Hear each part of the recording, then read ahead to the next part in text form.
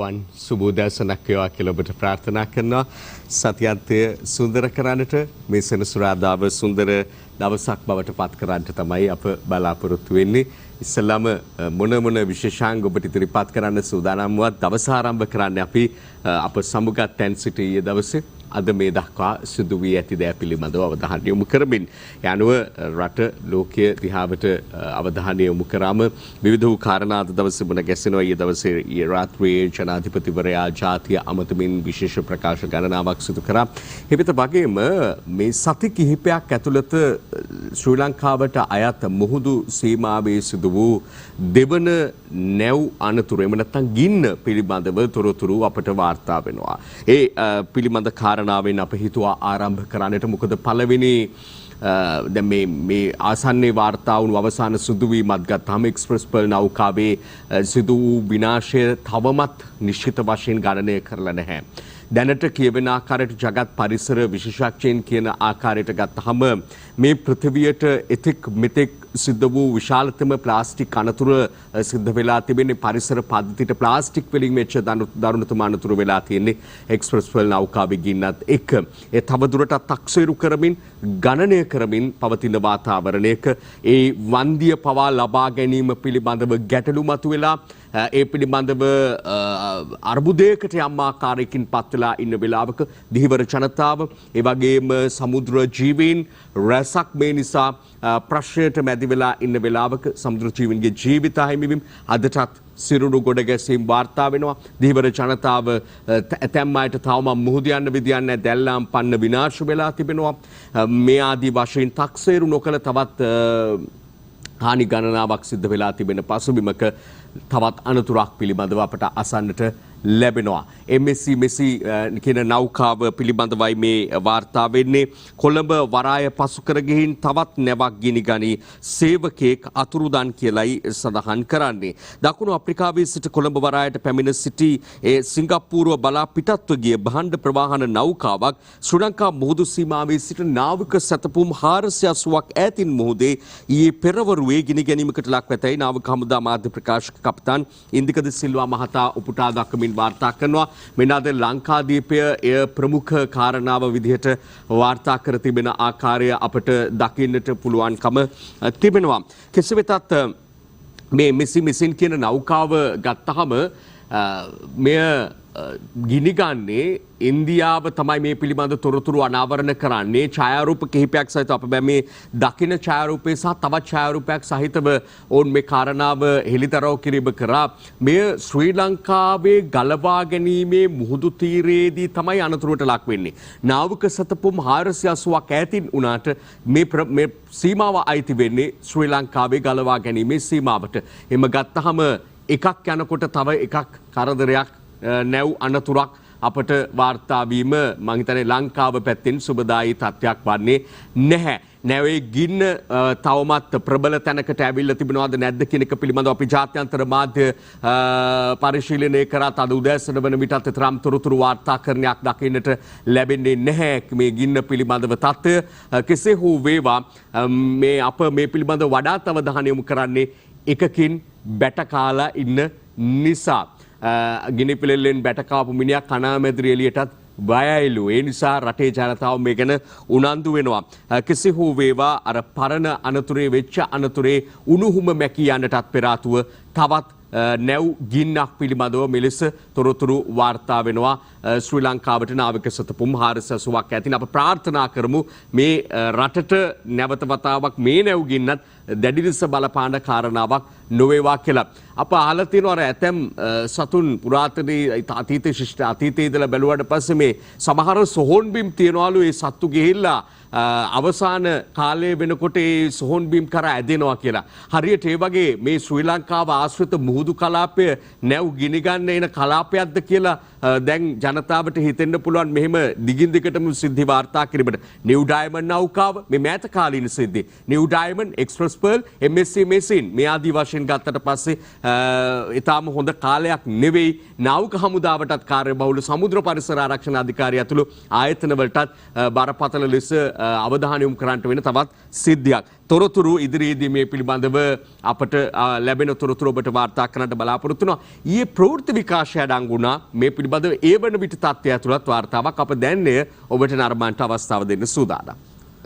මහාරාවණ ප්‍රදීපාගාරයේ සිට නාවික සැතපුම් 480ක් දුරින් වූ මුහුදු ප්‍රදේශයේ MSC මෙසීනා නම් බාණ්ඩ ප්‍රවාහන නෞකාවක ගින්නක් හටගෙන තිබෙනවා. නාවික හමුදා මාධ්‍ය ප්‍රකාශක කපිතාන් ඉන්දිකද සිල්වා මහතා සඳහන් කළේ අදාළ නෞකාවේ එන්ජින් කාමරය තුළ මෙම ගින්න හටගෙන ඇති බවයි. මෙම නෞකාවේ කාර්ය මණ්ඩල සමාජිකයින් 28 දෙනෙකු ගමන් කර ඇති අතර එන්ජින් කාමරයේ හටගත් ගින්නෙන් එක් කාර්ය මණ්ඩල සමාජිකයෙක් අතුරුදන් වී ඇති බවයි ඉන්දිය වෙරළාරක්ෂක බලකාය සිය නිල ට්විටර් ගිණුමේ වැඩිදුරටත් සඳහන් කර ඇත්තේ. ලයිබීරියානු දජය යටතේ ගමන් කරමින් තිබූ මෙම නෞකාව කොළඹ වරායේ සිට සිංගප්පූරුව බලා ගමන් කරමින් සිටියදී ශ්‍රී ලංකාව සහ මලක්කා සමුද්‍ර සන්ධිය අතර සාගර කලාපයේදී මෙලෙස අනතුරට පත් වී ඇත්තේ. මේ අතර ගිනි ගැනීමට ලක් වූ MSC මෙසීනා නෞකාවේ ඡායාරූප කිහිපයක් ඉන්දියානු වෙරළාරක්ෂක බලකායේ නිල ට්විටර් ගිණුමේ මෙලෙස පළ කර තිබුණා.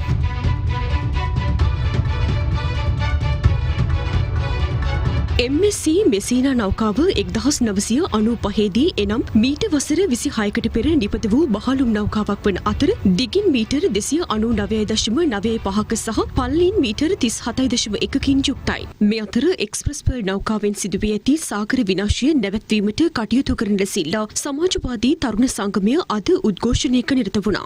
බත්තර මුල්ල සුහුරුපා ඉදිරිපිටදී මෙම උද්ඝෝෂණය පැවති අතර ඔවුන් ඉල්ලා සිටියේ මුහුදු ජීවීන් මෙන්ම පරිසරයේද විනාශ වෙමින් පවතින බැවින් ඒ සඳහා නිසි ක්‍රියාමාර්ග ගන්නා ලෙසයි.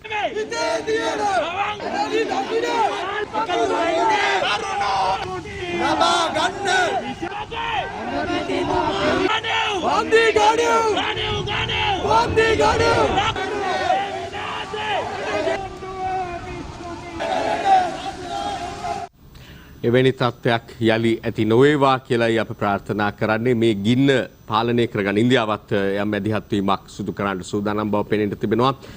ඒක තත්ත්වයේ ඒ වගේම තමයි විශේෂයෙන් සඳහන් කරන්න ඕනේ ශ්‍රී ලංකාවේ කොළඹ වරාය ගත්තොත් ලෝකයේ වරායන් අතර පළමු 25 ඇතුලේ තියෙන වරාය. එතකොට මේ කොළඹ වරාය කියන්නේ අතිශය කාර්යබහුල කොළඹ වරායට එන යන නෞකා ශ්‍රී ලංකා මුහුදු කලාපය පසු කර යන නෞකාවල සිටියම සැලැස්ම ඔබ නිකමට බැලුවොත් ඔබට පෙනේවි හරියට පිටකොටුව මධ්‍යම බස් නැවතුම්පල වගේ. එහෙම නැත්නම් වෙනත් ප්‍රධාන නගරයක බස් නැවතුම්පලක් වගේ නිතර බස් යන එන ස්ථානයක් වගේ නෞකා ගමනාගමනයේ සුවිශේෂ සම්දිස්ථානයක් වන මේ කොළඹ වරාය ආශ්‍රිතව අපි නිරීක්ෂණය කළොත් දිනපතා නාවක මෙහෙයුම් ගණනාවක් සිද්ධ වෙනවා. නැව් ගමනාගමනයේ සිද්ධ වෙනවා. එහෙම ගත්තාම ඒ අතරින් යම් නෞකාවක් අනතුරකටපත් වීම අසාමාන්‍ය තත්ත්වයක් වන්නේ නැහැ කියන එකත් අප විශේෂයෙන් අවධාරණය කරන්නට කැමතියි.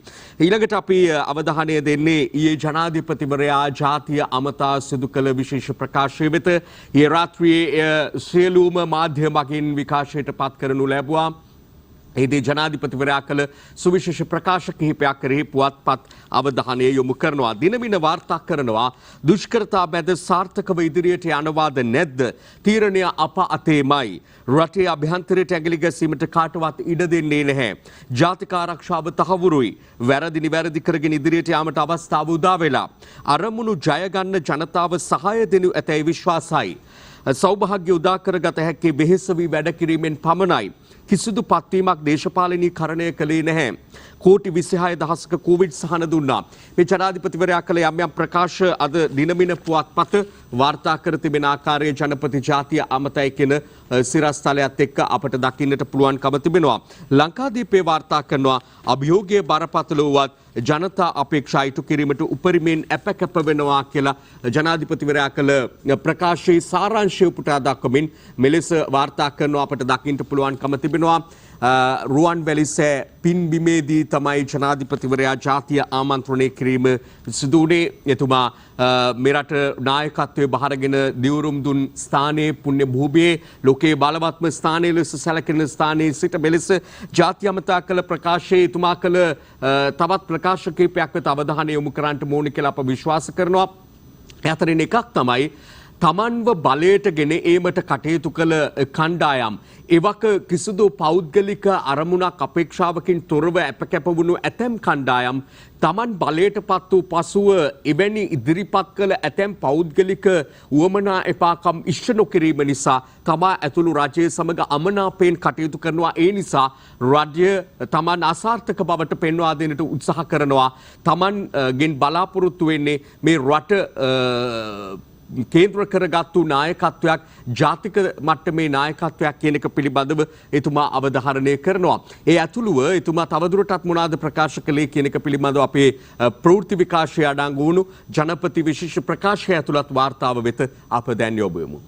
අපේ රජයේ අඩුපාඩුවක්ම තිබුණේ අපි කරන සංවර්ධන කටයුතු නිසියාකාරව ජනතාවට sannivedanaya නොකිරීමයි. නමුත් එහි ප්‍රතිඵලය ලෙස ජනතාව මාධ්‍යවලින් දැක්කේ ගැටලු පමණයි. සමාජ ජාලාවල සාකච්ඡා වුණේ ප්‍රශ්නගත සිද්ධීන් පමණයි. ඒ නිසා කොරෝනා අර්බුදය මැද රජය කරගෙන ගිය සංවර්ධන ව්‍යාපෘතිවලින් රටට ජනතාවට ලැබෙන ප්‍රතිලාභ ගැන කවුරුත් කතා කළේ නැහැ.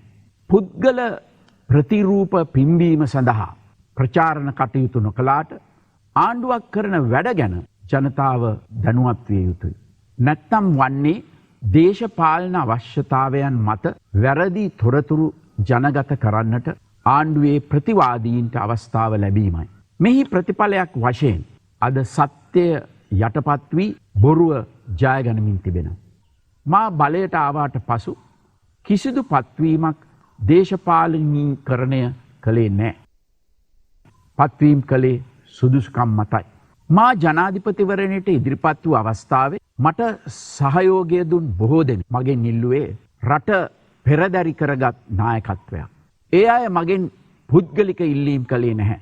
නමුත් මා බලයට ආවට පසු සමහර දෙනෙකු පුද්ගලික ඉල්ලීම් ඉටු නොවූ නායකයා රජය සමග අමනාප වී සිටිනවා. ඔවුන් දැන් රජය විවේචනය කරනවා. රජයේ අසාර්ථකයයි මතයක් ජනගත කරන්නට උත්සාහ කරනවා. නමුත් මට අවශ්‍ය කිහිප දෙනෙකු සතුටු කිරීම සඳහා මගේ ප්‍රතිපත්ති වෙනස් කිරීම නොව මා පොරොන්දු ආකාරයට සෞභාග්‍යයේ දැක්ම ක්‍රියාත්මක කිරීමටයි. මම එදාමෙන් අදත් ඔබට නායකත්වය දෙන්නට සූදානම්. මම මගේ වගකීම් නොපිරිහෙලා ඉටු කරනවා. රටට ආදරය කරන අනාගත පරපුර වෙනුවෙන් වගකීම බාරගන්නට සූදානම් බුද්ධිමත් ජනතාව දිගටම මටත් මගේ රජයටත් අපේ අරමුණු ඉටු කර ගැනීම සඳහා සහයෝගය ලබා දෙයි කියා මට විශ්වාසයි. ඒ ජනාධිපතිවරයා ජාතිය අමතා කළ ප්‍රකාශය ඊයේ මාධ්‍ය මගින් විසුරුවා හැරි ප්‍රකාශයේ යම් යම් කොටස් අප ප්‍රවෘත්ති අංශයේ සැකසූ වාර්තාවේ ඇතුළත් වුණු යම් යම් කොටස් ඔබට අසන්නට දකින්නට ලැබුණේ. මේ ඇතුළුව කාරණා ගණනාවක් වෙත එතුමා අවධානය යොමු කරමින් කතා කරනවා අපට දකින්නට ලැබුණා.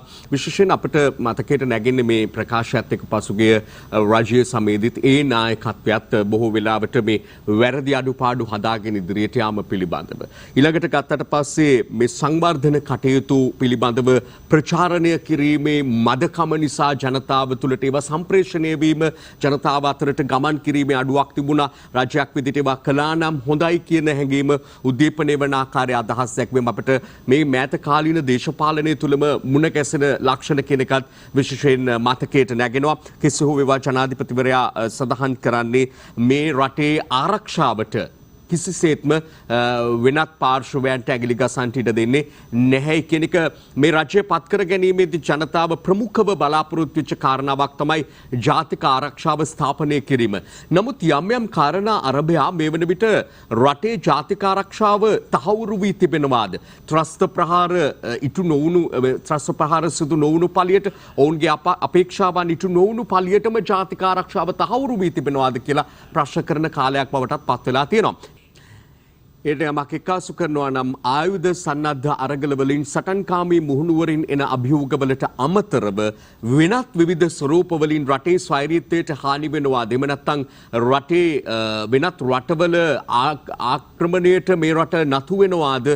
ග්‍රහණය කර ගැනීමක් සිද්ධ වෙනවාද? වෙනත් ස්වරූපවලින් විශේෂයෙන් ණය ලබා දීම් වලින් තාක්ෂණය ලබා දීමෙන් ආයෝජන සිදු කිරීමෙන් මේ ආදී වෙනත් වූ විවිධ ක්‍රම මගින් ආධාර උපකාර ලබා දීමෙන් මේ ආදී විවිධ ක්‍රම මගින් මේ සිදු වෙනවාද කියන එක පිළිබඳව කතිකාවන කාලවකවානුකයි අපි තියෙන්නේ. අපි ඉන්නේ ඒ අතර විශේෂයෙන් සඳහන් කරන්න ඕනේ මේ හම්බන්තොට තෙස්සවැව පරිසරයේ සිද්ධ වෙන කැණීම් කටයුතු පිළිබඳව දැඩි කතා බහක් තිබෙනවා. චීනයේ මැදිහත් වීමක් එක්ක මෙයත් සිද්ධ කරන්න කියලා කියනවා. ඔවුන් khනිජ වැලි විශාල සංඛ්‍යාවක් තොග විශාල සංඛ්‍යාවක් මේ වන විටත් මේ තුලින් ලබා ගැනීමට කටයුතු කරලා තිනවා. යන්ත්‍ර සූත්‍රය සඳහා යොදවලා තිබෙනවා. ඒ වගේම හමුදා ඇඳුමකට සමාන ඇඳුමකින් සැරසෙලා තමයි ඔවුන් මේ කටයුතු කළේ කියන චෝදනාව තියෙනවා. මේ ආකාරයෙන් දිවයිනේ විවිධ ප්‍රදේශවල සිදුවන යම් යම් ක්‍රියාකාරකම් පිළිබඳව ඒ තුලින් වෙනත් ආකාරයකින් රට ග්‍රහණයට හසු කර ගැනීමට ඇතැම් බලවේග ජාත්‍යන්තරය ඇතැම් රටවල් උත්සාහ කරන බවටත් යම් චෝදනා නැගෙන වකවානුවක තමයි ජනාධිපතිවරයා ප්‍රකාශ කරන්නේ. රටේ අභ්‍යන්තරයට ඇඟිලි ගසන්න කාටවත් ඉඩ තබන්නේ නැහැ. ජාතික ආරක්ෂාව හැම විටම සහතික කොට තබා ගන්නවා කියන එක පිළිබඳව. ඊළඟට අප දකිනවා තවත් වාර්තාවක් මේ පෝරකයට නියම වූ 260කට ජීවිතාන්ත සිරදඩුවම් නියම කිරීමට අවධානය යොමු වීම පිළිබඳව අද ලංකාදීප පුවත්පත ගෙන එන වාර්තාවක් තමයි මෙලෙස අපට දකින්නට ලැබෙන්නේ.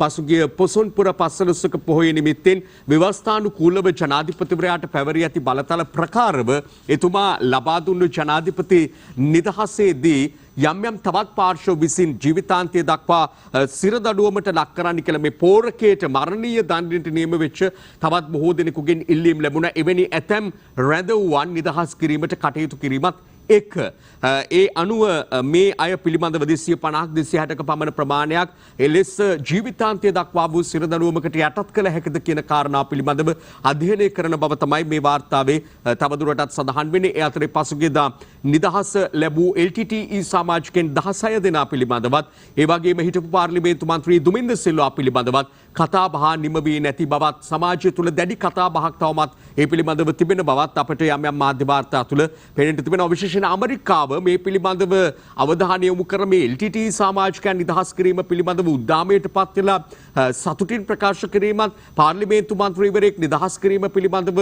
දෝෂාරෝපණය කිරීමත් පිළිබඳව ආදී කාරණා උපුටා ගැනීමෙන් ආණ්ඩුවේ ඇතැම් අමාත්‍යවරු පවා අදහස් දැක්වීම අපට දකින්න පුළුවන්කම තිබෙනවා. කුමන ආකාරයකින් නෝ වෙනත් රටකට මෙලෙස බලපෑම් කරන්නට අයිතියක් නැති බව වගේම නීති විශාරදීන් විසිනුත් මේ කාරණාව පිළිබඳව පෙන්වා දෙනවා. වෙනත් රටකට මේ ලංකාවේ ස්වෛරීත්වය පිළිබඳව ඇඟිලි ගසන්නට එහෙම නැත්නම් ස්වාධීන තීන්දුව తీරන වලට මැදිහත් වන්නට අවස්ථාවක් අවකාශයක් නොමැති බව සහ අවශ්‍යතාවයක් නොමැති බව ඔවුන් පෙන්වා දෙන ඊළඟ කාරණාව. කෙසේ වෙතත් දේශපාලන කරලිය තුළ මේ පිළිබඳව යම් කතා බහක් නිර්මාණය වෙනවා. විශේෂයෙන්ම දුමින්ද සිල්වා හිටපු පාර්ලිමේන්තු මන්ත්‍රීවරයාට නිදහස ලැබීම කියන කාරණාව ආරම්භයක්. ඒ අතරේදී අපි තවත් දකින විශේෂ වාර්තාවන් කීපයක් තියෙන වෙලාවත් එක්ක ඒවට අපි අවධානය යොමු කරමු. කාබනික පොහොර ගෙන්වීම නවතයි. කාබනික පොහොර ආනයනය තාවකාලිකව නතර කිරීමට රාජ්‍ය තීරණය කර ඇත.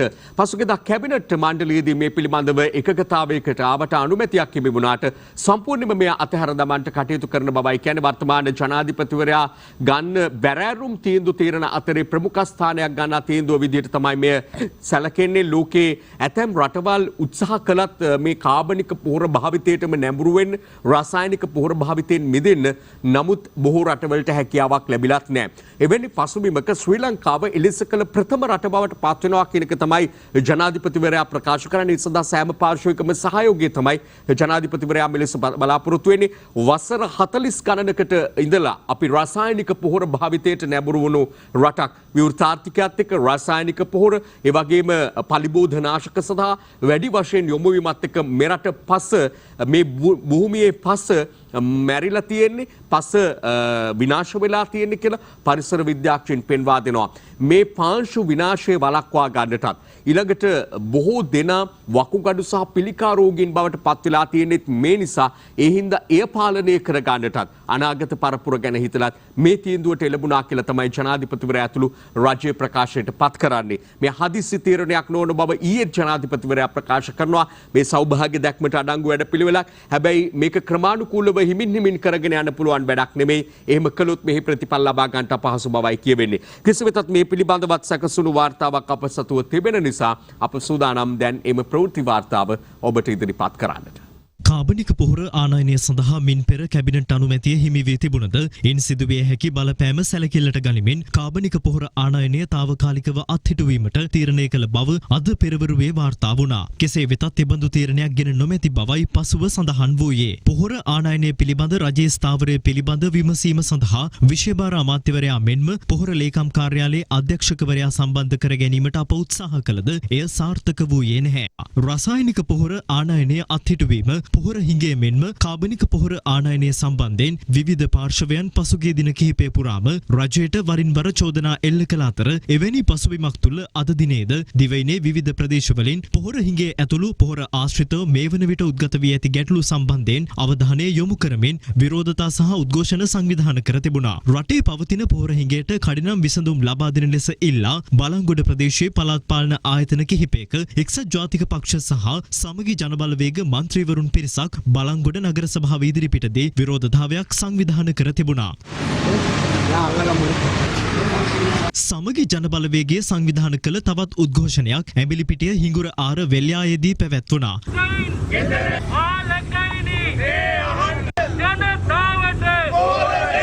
තාව ඉතා පීඩාවට පත් වෙලා ඉන්න වෙලාවක ඒ කොරෝනා වසංගතය මේ පවතින බලධාරීන්ට පාලකයන්ට වාසියක් කරගෙන අද රටේ ජනතාව අනුතුරට හෙළලා දාලා මේ රටේ මෙච්චර කාලයක් අවුරුදු ගණනාවක් මේ රටේ මහා විශාල ගොවි පරපුරක් නිර්මාණය කර ගොවි සංස්කෘතියක් තිබිච්ච රටක් මේ කාලකන්ණි දේශපාලන හයි අරගෙන මේ රටේ තුනෙන් දෙක බලය අරගෙන කොරෝනා වසංගතයේ එදා වේල කන්න හොයාගන්න බැරි අහිංසක ගොවි ජනතාවගේ පපුවට පිහියෙන් යනපු රාජපක්ෂලාට විරෝධය දක්වන්න වගකිය යුතු විපක්ෂයක් හැටියට අපේ මේ රටේ මේ වසංගතයත් එක්ක මේ රටේ ජනතාවගේ ප්‍රශ්න විසඳීම සමග සමග ජන බලවේගයේ වැඩපිළිවෙල අපි නිර්මාණය කරලා තියෙනවා. ඒ නිසා ගොවි ජනතාවගේ ගොවි ප්‍රශ්න විසඳන්න ගොවීන් එක්ක එකතු වෙලා අද ආණ්ඩුවට නොයසෙන දේ ආණ්ඩුවේ බලධාරීන්ට ඇහෙන්න අවශ්‍ය වැඩපිළිවෙල අපි හදනවා. මේ අතර පොහොර නොමැතිකම හේතුවෙන් සිය එළවලු වගාවන් විනාශ වෙමින් පවතින බව මහනුවර හේවා හැට පස්ගම ප්‍රදේශයේ ගොවීන් චෝදනා නගනවා. මේවා විකුණන්න බෑ. මේ ඇටවල මිල ඇහුවොත් එහෙම, තෙල් වල මිල ඇහුවොත් එහෙම ඒකටම පොහොරක් නැහැ. කොහොමද ජීවත් වෙන්නේ මේ ගොවිතැන් කරන්නේ නැතුව? ගොවි ජන සේවකයට පෝරු මිටි 12ක් එවලා ඒක මුළු ඔක්කොම බෙදා ගන්න කිව්වට හරියන්නේ නැහැ.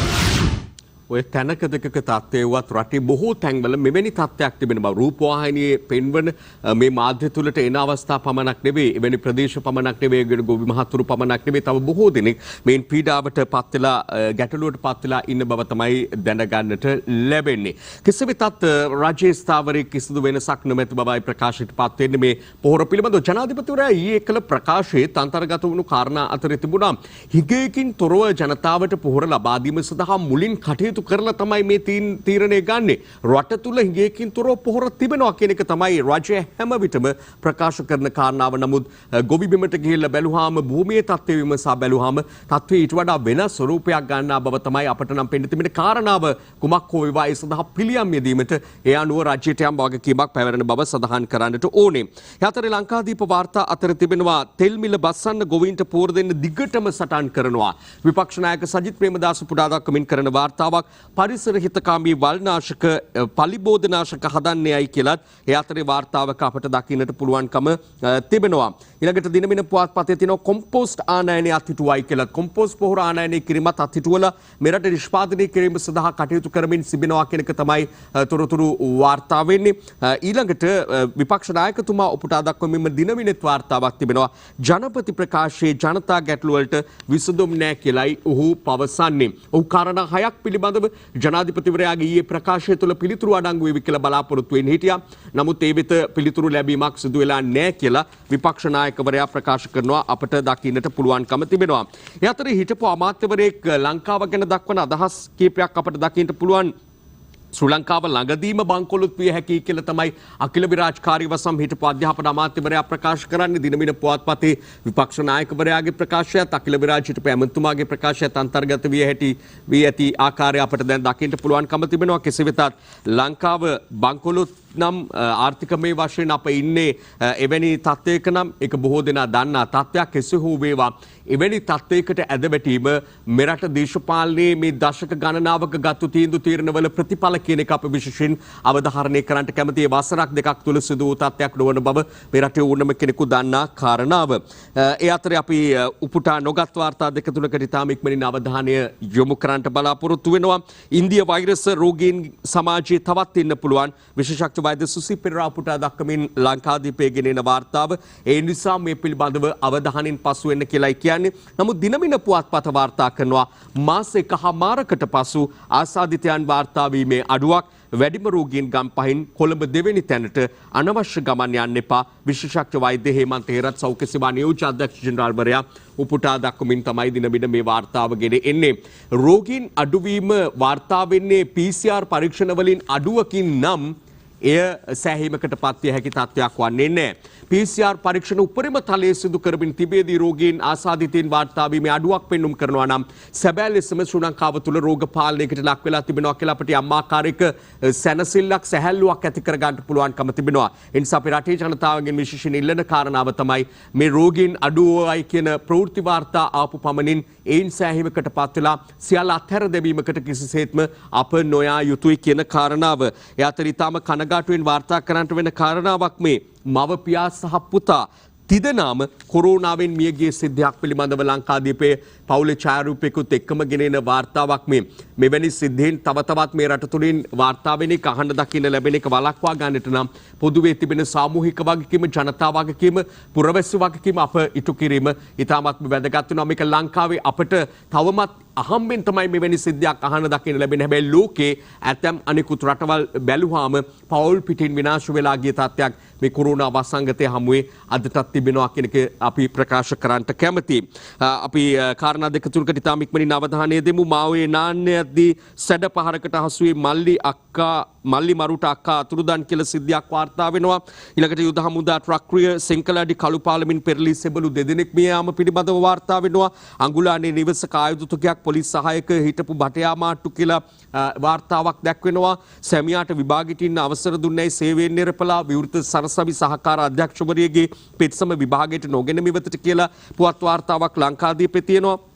ඊළඟට දිනමිනේ තියෙනවා මුලතිව් පොල්වත්තක පිපිරීමක් ගණකාධිකාරීවරයෙකුට තුවාල කියලා පුවත් වාර්තාවක් දකින්න පුළුවන්කම තිබෙනවා. අපිට මේවා අහද්දිම මතකයට නැගෙන්නේ අර ලැක්ටෝවත්තේ පිපිරීම වගේ ඒවා වනාතවිල්ලුවේ සිද්ධ වෙච්ච. ඒ නිසා මේ පිළිබඳව විධිමත් පරීක්ෂණ සිදු වෙතයි අප බලාපොරොත්තු වෙනවා. පාසල් යලි ආරම්භ පසු තාවකාලික මාරු ලැබූ ගුරුවරුන් මුල් පාසලට පැමිණිය යුතුයි. අධ්‍යාපන ලේකම් උපුටා දක්වමින් තවත් වාර්තාවක් දිනමින පුවත්පතේ අවසාන වශයෙන් උපුටා ගන්නේ කොවිඩ් එන්නත් ගැනීමේ ප්‍රසම්පාදන ක්‍රියාවලියට ලෝක බැංකුවෙන් ප්‍රසාදය. කොවිඩ් එන්නත් ඇනවුම් කිරීම මිලට ගැනීම කියන කාර්යභාරයේදී ලංකා රාජ්‍ය අපොහොසත් කියලා ඇතැම් විපක්ෂ බලවේග ප්‍රකාශයට පත් කරද්දී රාජ්‍ය හැම විටම ප්‍රකාශ කරේ උපරිම උත්සාහය මේ පිළිබඳව දරනවා කියන එක පිළිබඳව දැන් ලෝක බැංකුවේ ප්‍රසාදය හිමි වෙලා තිබෙනවා. කොවිඩ් එන්නත් ගැනීමේ ප්‍රසම්පාදන ක්‍රියාවලිය පිළිබඳව කියලත් මෙලෙස අපට වාර්තා මුණ ගැසෙද්දී පත්තරේ වාර්තා නොවුනට බැසිල් රාජපක්ෂ මැතිතුමා ලංකාවට ආවට පස්සේ ඊළඟට වාර්තා වෙච්ච වාර්තා වෙන කතාබහට ලක් වෙන කාරණාව බවට පත් වෙලා තියෙන එතුමා පාර්ලිමේන්තු වෙනවද නැද්ද? මොකද්ද ලැබෙන ඇමති ධූරයේ මේ ආදී කාරණා කෙසේ වෙතත් එළඹෙන 6 වෙනිදා හෝ උදේගම්මන්පිල මැතිතුමාට ගෙනෙන විශ්වාස භංගයෙන් පසුව එතුමා පාර්ලිමේන්තු මන්ත්‍රීවරයෙක් ලෙස දියුණුම් දීමට යම් සූදානමක් තිබෙන බවටත් තොරතුරු දේශපාලන කරලියේ කතාබහට ලක් වෙනවා. මුදල් ඇමතිකම ඇතුළු ප්‍රබල අමාත්‍ය ධුර කීපයක් එතුමාට ලැබෙන්න යන බවටත් තොරතුරු ආරංචි මාර්ග දේශපාලන ආරංචි මාර්ග කියනවා. ඒ අතරේ එතුමා වෙනුවෙන් අසුන පිරිනැමීමට මේ වන විට මන්ත්‍රීවරු සිව් දෙනෙකු පමණ සූදානමින් ඉන්නවා කියලත් සාගර කාර්යවසම් ජයන්ත කැටගොඩ ඊළඟට මර්ජාන් ෆලිල් මහාචාර්ය රංජිත් මණ්ඩාර වැනි අය සූදානමින් ඉන්නවා කියලත් තොරතුරු වාර්තා වෙනවා. අපි බලමු ඉදිරි දිනවල පුවත් වාර්තා තුළ මේ පිළිබඳව මොනවද සටහන් වෙන්නේ කියලා. එhmenan අපි නීතිය පිළිබඳව රටේ ජනතාව දැනුම්වත් විය යුතුම කාරණා වර්තමානයේ ආందోලනයට කතාබහට ලක් වෙලා තිබෙන යම් තීන්දුව తీරන පිළිබඳව කාරණා සමගින් එම සංවාදයත් එතනින් එහාට තිබෙන අනෙකුත් විශේෂාංගත් සමග රැඳෙන්නට එකසුවන්ට ඔබට ආරාධනා කරමින් සමගන්නවා. සුබ දවසක් පතමි.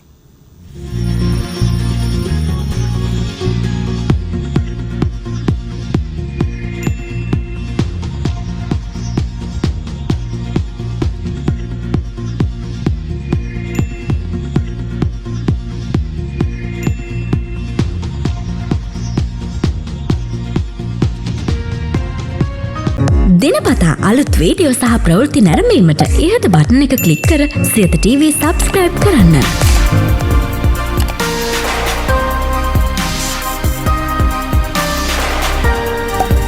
අලුත් වීඩියෝ ගැන මුලින්ම දැනගන්න මෙම සීනුව ක්ලික් කරන්න.